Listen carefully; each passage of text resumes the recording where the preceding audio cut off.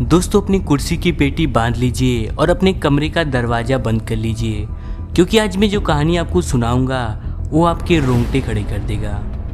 दोस्तों आज की कहानी भारत घूमने आई एक विदेशी टूरिस्ट की है, जिसका गोवा में बड़ी ही बेरहमी से हत्या कर दिया जाता है। और गोवा पुलिस इस केस की जांच कितनी ईमानदारी से करती है वो भी काफ़ी काबिले तारीफ थी। 15 मार्च 2017 बुधवार का दिन था और इस दिन लगभग सुबह के 9 बजे गोवा पुलिस को एक कॉल आती है। कॉल में बोला जाता है कि गोवा के पणजी से करीब 80 किलोमीटर दूर कंडेला के जंगल में एक विदेशी युवती का शव पड़ा हुआ है। सूचना मिलने के थोड़ी ही देर बाद फिलोमोना कोस्टा, जो वहाँ के इंस्पेक्टर थे, वे कुछ सिपाहियों के साथ घटनास्थल पर पहुँच जाते हैं। लेकिन जब गोवा पुलिस वहाँ पहुँचती है और उस लड़की के शव की स्थिति देखती है तो उनके हाथ पांव कांप जाते हैं, क्योंकि इस युवती की हत्या बड़ी ही बेरहमी से किया गया था। मृतका के शरीर पर एक भी कपड़े नहीं थे और इसके चेहरे को भी किसी नुकीली चीज से पूरी तरह बिगाड़ा गया था। लाश की स्थिति देखकर लग रहा था कि हत्यारे ने दुष्कर्म करने के बाद युवती की हत्या की होगी। चूँकि मामला काफ़ी गंभीर था, इसलिए फिलोमेना कोस्टा इस घटना की जानकारी अपने सीनियर तक पहुंचाते हैं, जिसके बाद थाना प्रभारी उत्तम रावत और अन्य बड़े अधिकारी फॉरेंसिक टीम के साथ वहां पहुंच जाते हैं। फॉरेंसिक टीम शव का बारीकी से निरीक्षण करती है और वहां मौजूद सारे साक्ष्यों को इकट्ठा करती है। वही पुलिस मृतका की शिनाख्त के लिए वहां आसपास तलाशी करती है कि ताकि मृतका के बारे में कोई जानकारी मिल सके।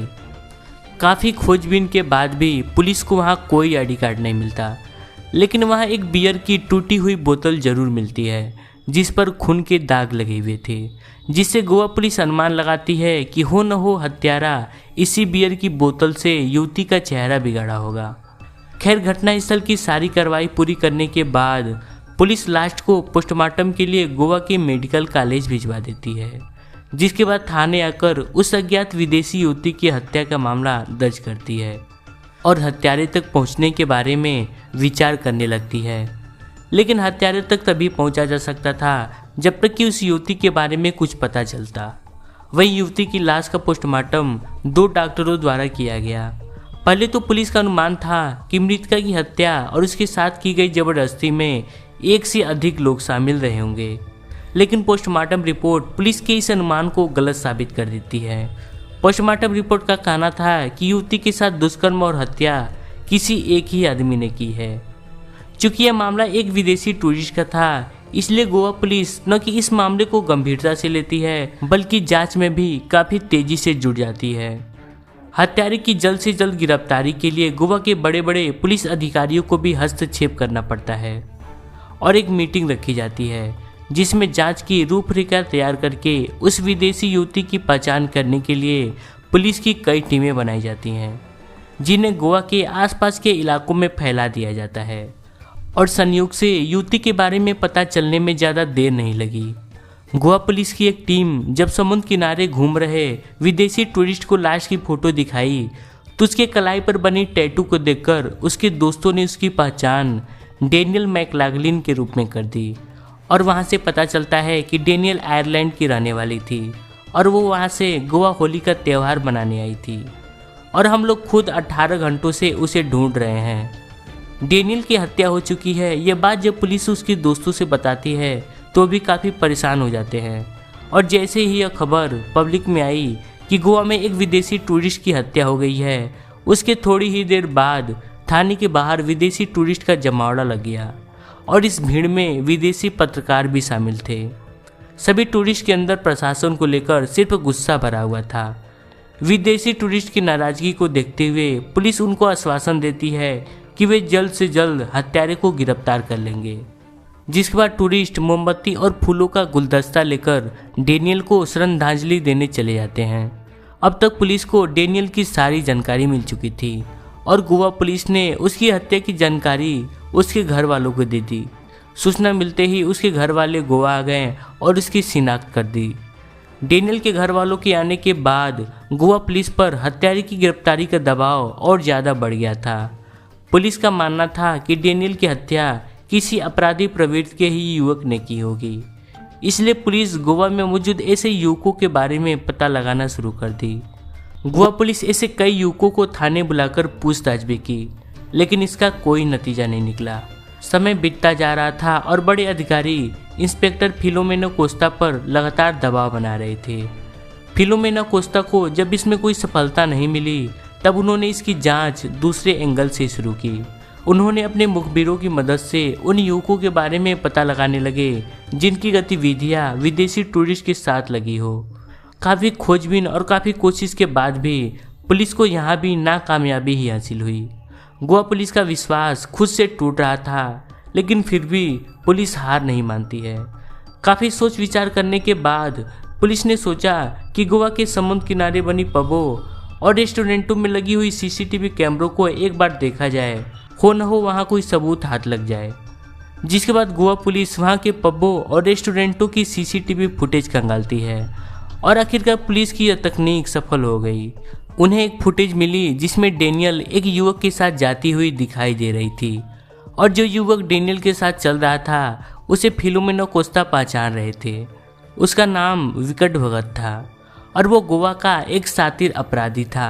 वो कई सारे मामलों में जेल भी जा चुका था और उसका एक मामला बदर जिला में भी चल रहा था।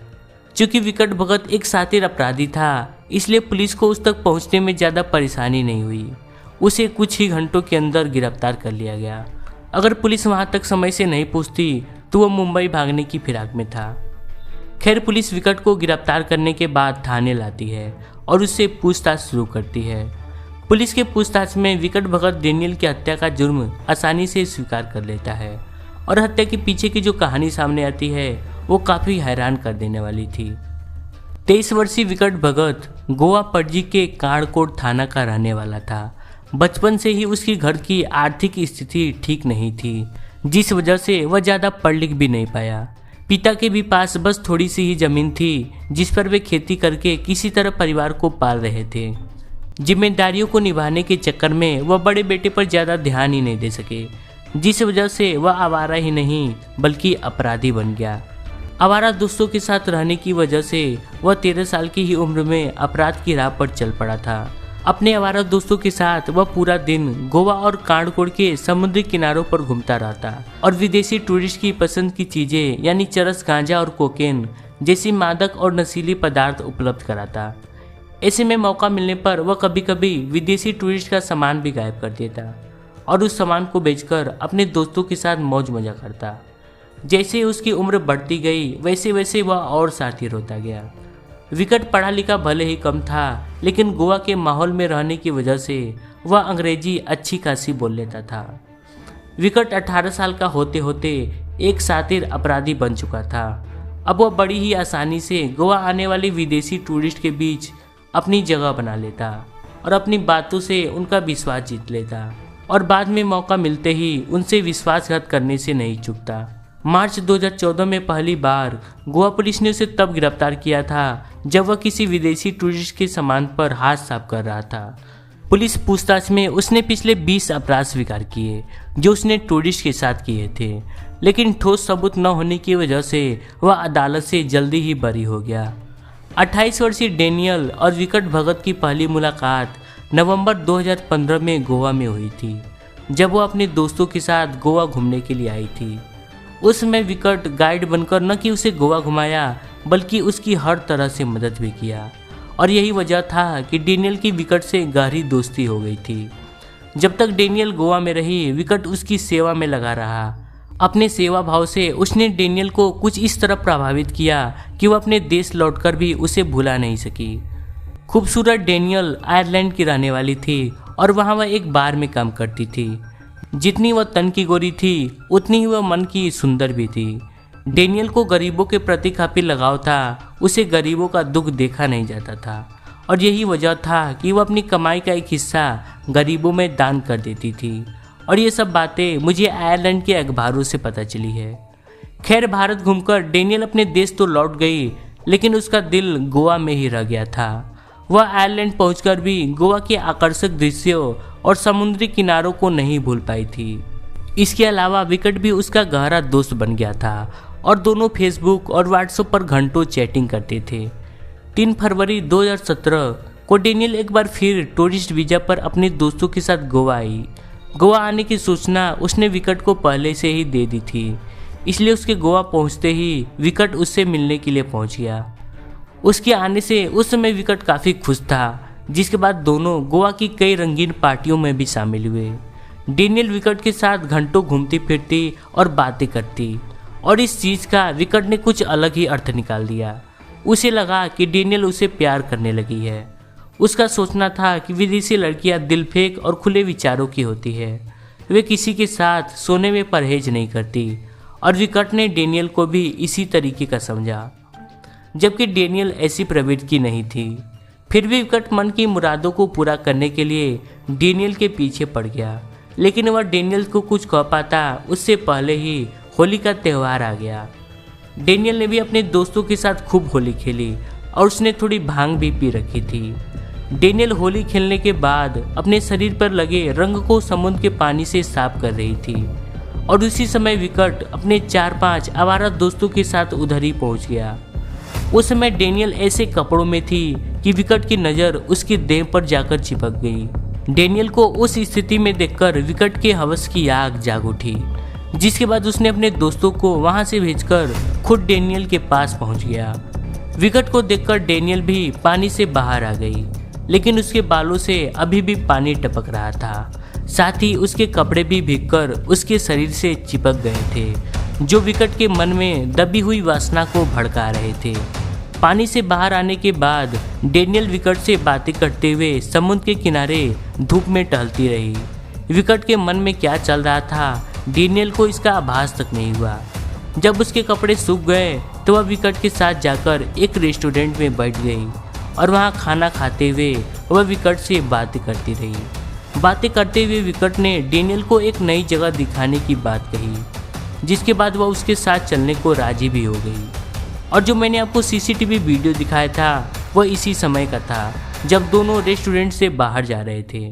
खैर, बाहर आने के बाद वह डेनियल को अपनी मोटरसाइकिल पर बिठाकर कंडेला के जंगल की ओर चल पड़ा। जंगल में सुनसान जगह पर पहुंचने के बाद वह मोटरसाइकिल खड़ी करके डेनियल के साथ शारीरिक संबंध बनाने की इच्छा जाहिर करता है, लेकिन डेनियल राजी नहीं होती, बल्कि वह विकट को आड़े हाथे लेते हुए खूब खरी खोटी भी सुनाई। उसका कहना था कि वह उसका दोस्त है, इसलिए उसे दोस्त के बारे में ऐसा नहीं सोचना चाहिए। लेकिन वासना की आग में अंधे हुए विकट को डेनियल की बातों का कोई असर नहीं हुआ, बल्कि वह उसके साथ जबरदस्ती करने लगा, जिस पर डेनियल उसका जमकर विरोध की। विकट ने जब देखा कि वो अपने मकसद में कामयाब नहीं हो पाएगा, तब उसने डेनियल के साथ मारपीट शुरू कर दी, जिसमें विकट को खुद चोटें भी आ गई, और वो गुस्से में डेनियल का गला पकड़कर दबा दिया, और वो बेचारी वहीं बेहोश होकर गिर पड़ी। जिसके बाद विकट उसके सारे कपड़े उतारकर अपनी वासना की आग ठंडी करता है। डेनियल के साथ जी भर मनमानी करने के बाद उसे लगा कि वह होश में आने के बाद उसे पुलिस द्वारा पकड़वा देगी, और इसी सोच ने विकट को डेनियल की हत्या करने पर मजबूर कर दिया। विकट डेनियल की हत्या करने के बाद अपने बाइक में पड़ी बियर की बोतल निकालता है और उसे तोड़कर उसका चेहरा बिगाड़ देता है, ताकि उसे कोई पहचान न सके। जिसके बाद वह उसका सारा सामान लेकर वहां से फरार हो जाता है। जिसके बाद की कहानी तो आपको खुद ही पता है कि किसी राहगीर ने पुलिस के पास फोन किया था। खैर, विकट का बयान लेने के बाद गोवा पुलिस उसे अदालत में पेश करती है। अदालत विकट को तो जेल डाल देती है, लेकिन ये केस अभी भी पिछले 6 सालों से चल रहा है। देखिए कोर्ट इस पर अपना अंतिम फैसला कब सुनाती है और कब बेकसूर डेनियल को न्याय मिलता है।